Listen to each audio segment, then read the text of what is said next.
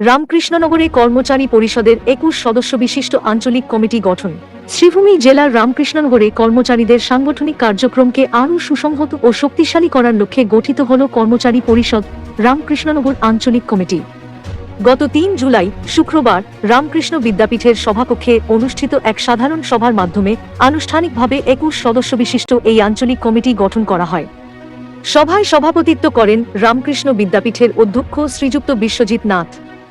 সভার শুরুতেই জেলা কমিটির সভাপতি শ্রীযুক্ত সঞ্জয় দাস কর্মচারী পরিষদের উদ্দেশ্য, লক্ষ্য এবং ভবিষ্যৎ সাংগঠনিক কর্মকৌশল সম্পর্কে বিস্তারিত বক্তব্য রাখেন।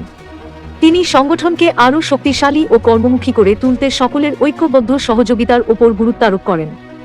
অনুষ্ঠানে উপস্থিত থেকে গুরুত্বপূর্ণ বক্তব্য রাখেন রাজ্যিক কমিটির উপদেষ্টা শ্রীযুক্ত পান্না পাল, শিলচর জেলা কমিটির উপদেষ্টা শ্রীযুক্ত সুদীপ ভট্টাচার্য এবং শ্রীযুক্ত শীতলেন্দু নাথ। তাদের মূল্যবান দিক নির্দেশনা ও পরামর্শ সভাকে আরও ফলপ্রসূ করে তোলে এবং উপস্থিত সদস্যদের সাংগঠনিক কার্যক্রমে উৎসাহিত করে।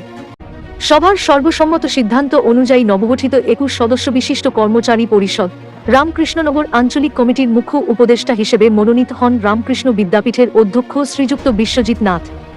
সভাপতি নির্বাচিত হন শ্রী রূপাংশু চক্রবর্তী। সহসভাপতি হিসেবে দায়িত্ব পান শ্রী বিশ্বজিৎ সিনহা ও শ্রী সত্যজিৎ দেব। সম্পাদক নির্বাচিত হন শ্রী বিশ্বজিৎ চক্রবর্তী। এছাড়া যুগ্ম সম্পাদক হিসেবে নির্বাচিত হন শ্রী গৌরী শঙ্কর বিশ্বাস, শ্রী রাজীব দেবরায় এবং শ্রী সজল চন্দ্র দাস। কোষাধ্যক্ষের দায়িত্ব পান শ্রী তাপসনাথ, আর সাংগঠনিক সম্পাদক নির্বাচিত হন শ্রী নীলমণি নাথ। সভার সমাপ্তিতে নবগঠিত কমিটির সদস্যরা কর্মচারীদের সার্বিক কল্যাণ, পারস্পরিক ঐক্য, শৃঙ্খলা বজায় রাখা এবং সংগঠনের সর্বাঙ্গীন উন্নয়নে নিষ্ঠা ও আন্তরিকতার সঙ্গে কাজ করার অঙ্গীকার ব্যক্ত করেন।